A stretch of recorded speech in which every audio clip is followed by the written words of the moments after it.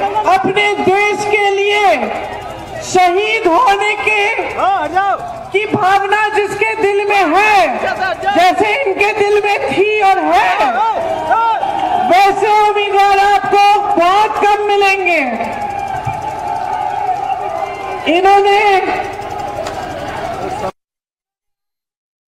सब जानते हैं, मैं जानती हूं कि आप सब जानते हैं कि ये आदमी ईमानदार है, मेहनती है और आपके लिए काम करके दिखाएगा।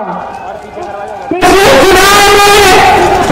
चुनाव में विधानसभा में ये लड़े थे, आपने मात्र 2000 वोट से हराया। अब ये गलती फिर से मत करना। ये आपके लिए समर्पित है, इनको अपने लिए कुछ नहीं चाहिए, ना सत्ता की लालच है, ना पैसों की लालच है, इनको सिर्फ एक लालच है कि मैं सेवा करूंगा।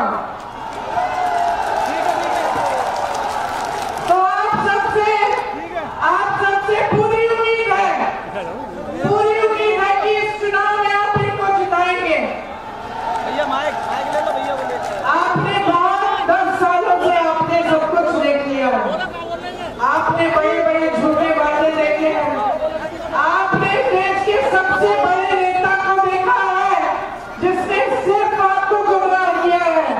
सिर्फ चुनाव के समय आपके जज्बातों को उठा के, धर्म की बात करके, आपके जज्बातों को उभार के आपसे वोट लिया है।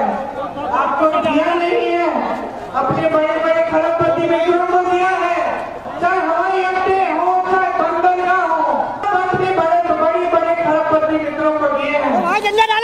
देश में एक ऐसे प्रधान जिन्होंने 16,000 करोड़ रुपए अपने लिए 2 हवाई जहाज खरीदने के लिए खर्चे, और जब उसका बकाया 15,000 करोड़ था पूरे देश का, वो बकाया पूरा किया, अपने लिए हवाई जहाज खरीदे।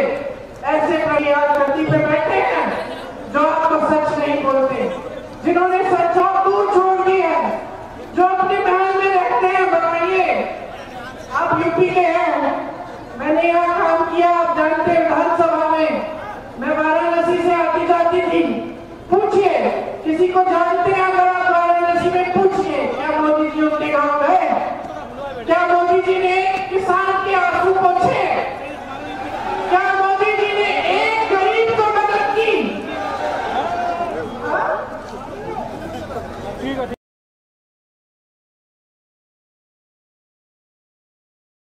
के लिए अपनी सरकारें चलाई है। आज उनको देखिए, फूल रहे फल रहे, उनको तमाम जमीन मुफ्त में मिली हुई है, सारी देश की संपत्ति मिली हुई है। और आपके लिए क्या आता है? क्या आता है? 5 किलो राशन का बोरा, 5 किलो राशन का बोरा। ठीक है, जो गरीब है ठीक है, उसके लिए अच्छा है, लेकिन आपको रोजगार क्यों नहीं मिल रहा है? इस 5 किलो राशन के बोरे पर आपको निर्भर बनाना चाहते हैं। ये आपकी आत्मनिर्भरता नहीं चाहते। अगर चाहते तो क्या अग्निवीर जैसी स्कीम लाते?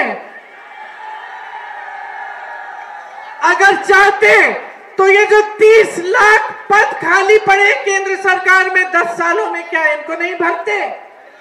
अरे बहुत व्यस्त रहे हैं दुनिया में भ्रमण करते हुए।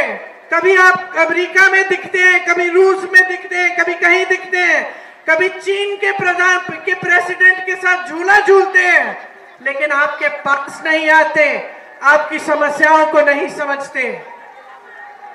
बहुत सत्ता जिसके पास हो जाती है ना, सुन लो, जिसके पास बहुत सत्ता हो जाती है वो अक्सर अहंकारी हो जाता है।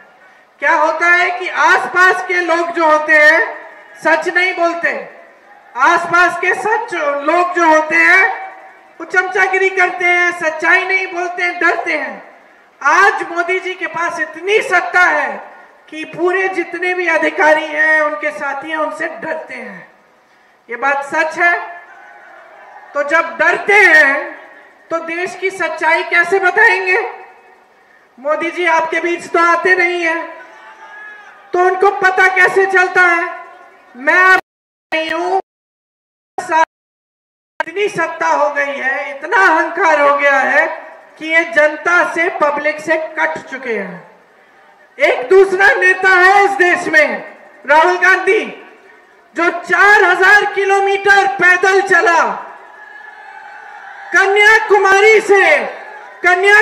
से कश्मीर तक चला पैदल, आपसे मिलने के लिए, आपकी समस्याओं को समझने के लिए और आपसे मिलकर, सबकी बातें सुनकर, कन्याकुमारी से कश्मीर और मणिपुर से मुंबई की यात्रा की और उस यात्रा के आधार पर एक घोषणा पत्र निकाला। उसको न्याय पत्र कहते हैं। न्याय पत्र क्यों? क्योंकि सबसे ज्यादा अन्याय पिछले 10 सालों में इस देश के गरीब, इस देश के किसान, इस देश के मजदूर के साथ हुआ है।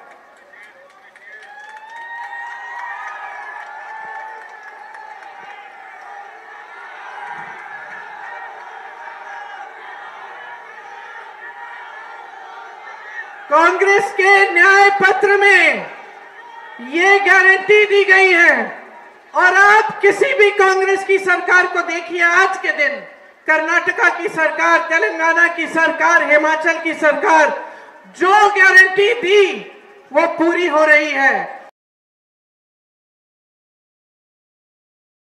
8,500 रुपए हर महीने नौजवानों के लिए एक 5,000 करोड़ रुपए का फंड होगा। आप कारोबार शुरू करना चाहेंगे, छोटा बिजनेस शुरू करना चाहेंगे, आपकी मदद होगी। ये जो 30 लाख पद है जो खाली पड़े उनको भरा जाएगा, अग्निवीर को रद्द किया जाएगा।